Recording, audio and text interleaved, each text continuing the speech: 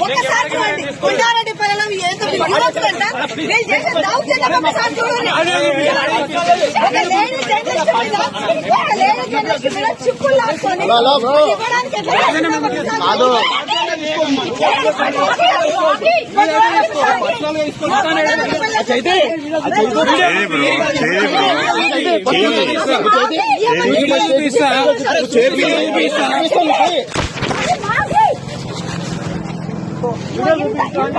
ఇంత ఘోరంగా చేస్తున్నారు.